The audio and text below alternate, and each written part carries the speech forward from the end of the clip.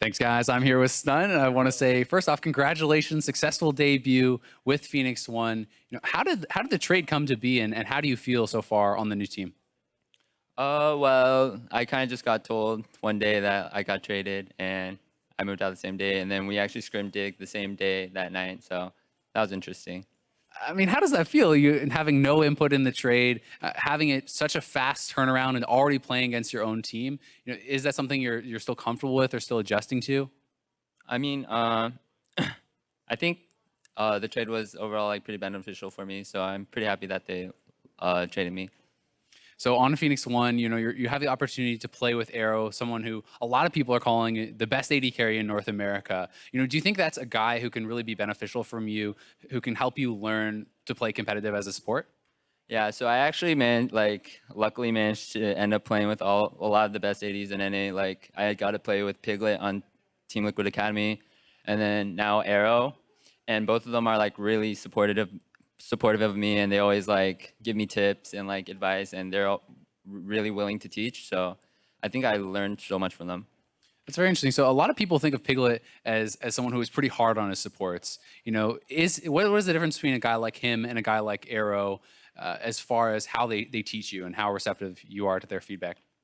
Actually, they're both like really troll in real life, and they're not hard. I think Arrow might be a little bit more tough on me. Like he's always criticizing me for my exhaust, and I'm just like like those are like split-second reaction times, and he's like always criticizing little things. So that's good and bad.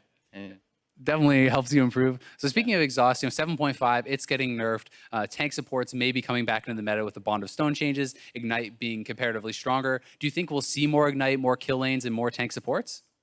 I think the new mastery, it's pretty situational. Like you have to have a slow or like movement impairing effect, and it's best when you have it like AoE kind of. So champions like NALCS, Trundle, we might see again.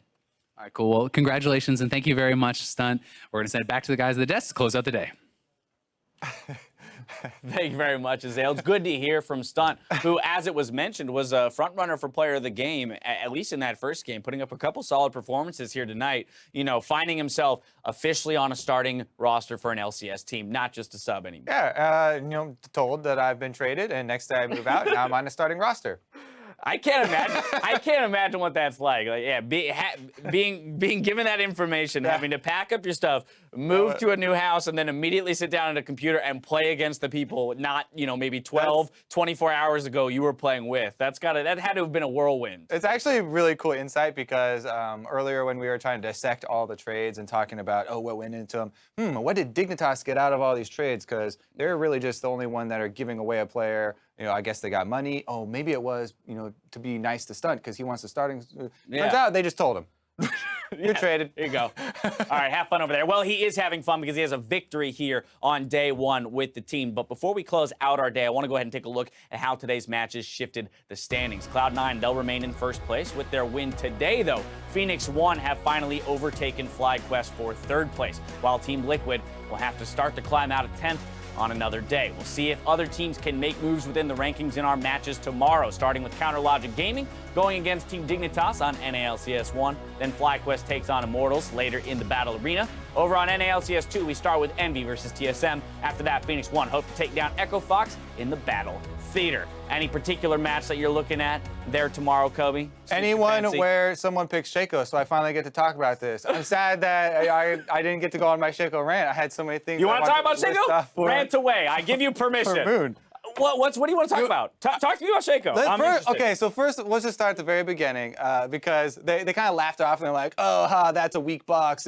It's not going to last long enough. That's controllable, and every box is very important for Shaco's early game. Yep. That's one of the biggest strengths of Shaco. You get after this super quick clear, and maybe you're not paying attention, you're just kind of spacing out, and you put one over by Gromp. Gromp is the thing that spawns at the later time, so you can't put one of your early boxes there or else the timer will run out. You have to place them at 40 seconds for them to survive till the blue buff starts, so you lose one there. That's just like one minor thing. It's a lot of minor things that add up though, the Tiamat activations that you're supposed to cancel your auto attack animation into the Shiv, or the invulnerability or the untargetability frames of your R used to dodge things or drop aggro. These are the types of things that you really want to Here's a question for you. I got a see. question. because I asked you earlier how exactly you would, you play Shaco, especially in the mid to late game situations, and you mentioned that you're typically moving towards that more split push style as opposed to playing maybe an assassin in a team fight. Caveat for me as well is 100% solo queue, right? And very but different. That's where this question comes from. So my question to you would be, how exactly could Shaco work in the competitive meta? Because in my head, right, if he is going to act as a split pusher, then your top laner needs to act as your primary engaging tank, but your smite is still on the other side of the map with no TP. I don't think that he has to split push, and people always jump into that too. They're like, oh, that's why we never see Shaco, has to split push. There are a lot of other things you can do that do have to do with important box placement, right, and picking people off. And the bruiser Shaco builds are very viable. Building the in-between ground where you still do have a lot of threat as well. The thing is none of those were shown though.